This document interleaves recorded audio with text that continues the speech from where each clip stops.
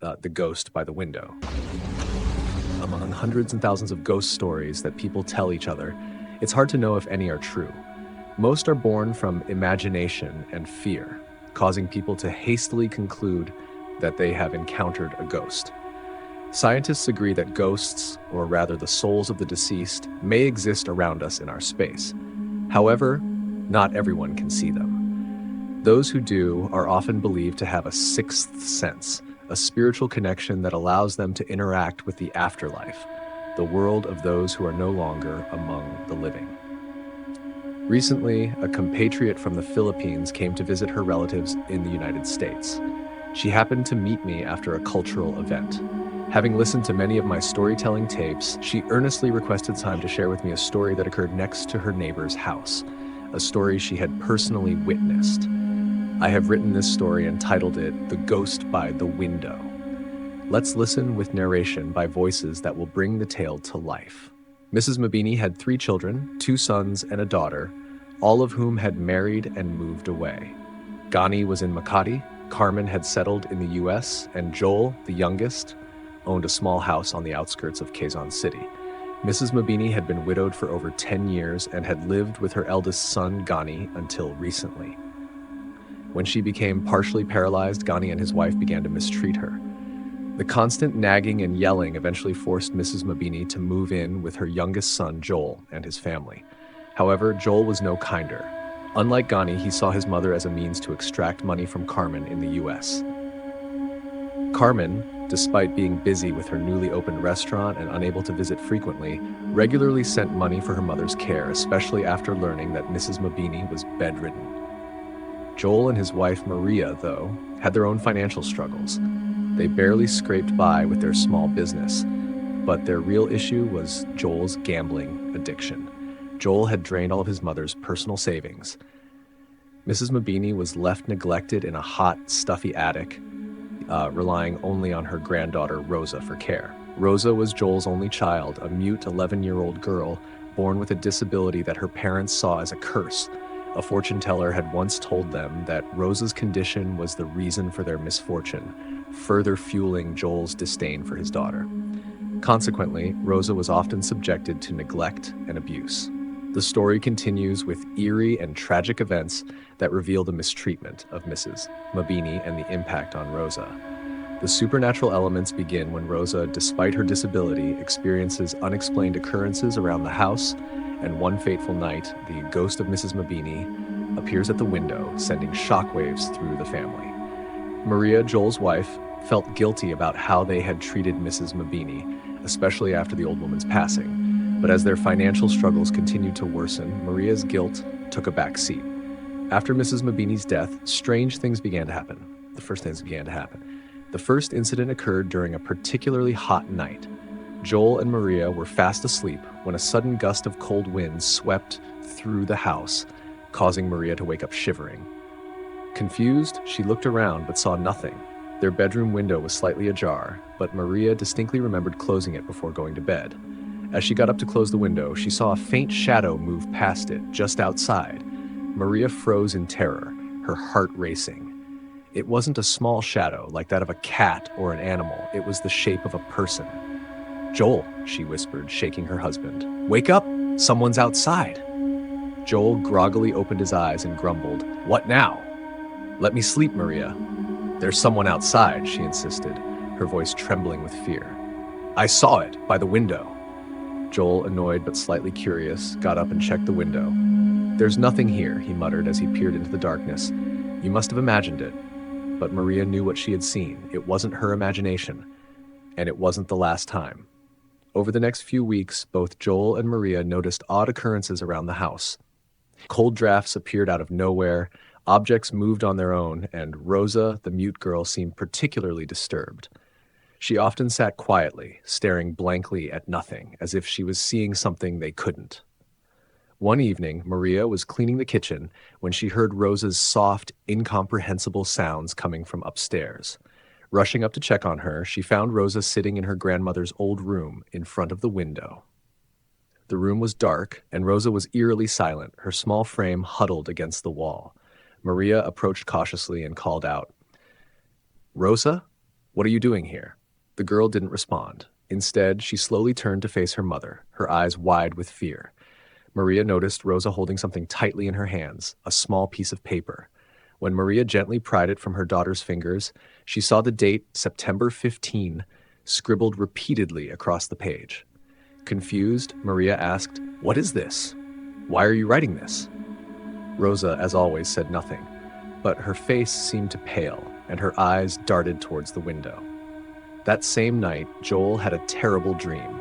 He dreamt of his mother, Mrs. Mabini, standing by the window of the attic, her gaunt figure dressed in the same brown robe she had worn in her final days. Her eyes were hollow, and she reached out toward Joel, her voice echoing softly, "Joel, why did you leave me?" He woke up drenched in sweat, heart pounding. It was just a dream, he told himself, but deep down, he knew it wasn't. His mother's voice had felt too real, her presence too heavy to be a mere figment of his imagination. The following days were filled with a tense silence. Joel began to avoid the attic, and Maria became increasingly worried about Rosa, who started to behave more strangely. The child now refused to leave Mrs. Mabini's old room, spending hours by the window, as if waiting for something, or someone. Maria's attempts to coax her downstairs were met with blank stares and incomprehensible murmurs. Then came the fateful day, September 15th. It was an unbearably hot and quiet afternoon. Joel was outside, trying to repair the fence when he heard Rosa scream. It was the first time he had ever heard his daughter make such a sound. He dropped his tools and ran into the house, his heart in his throat. Upstairs in Mrs. Mabini's old room, Rosa was standing by the window, pointing outside. She was visibly shaking, her face drained of color. Maria was already there, trying to calm her, but the girl wouldn't stop pointing. "What is it?" Joel demanded, rushing to the window. He looked out and saw nothing but the empty backyard, bathed in the afternoon sunlight. But Rosa's frantic behavior told him otherwise. She was seeing something they couldn't. "Rosa, what's wrong? What do you see?" Joel asked, his voice growing more panicked. And then, in a voice that was no longer hoarse or mute, but clear and loud, Rosa said, "Grandmother is calling you, Papa." The room fell deathly silent. Joel and Maria stared at Rosa in shock. Their daughter, who had never spoken a word in her life, had just uttered her first sentence, but the words chilled them to the bone. "Grandmother is calling you, Papa," she repeated, her eyes still fixed on the window. Maria collapsed to the floor, trembling. Joel stood frozen, unable to comprehend what had just happened.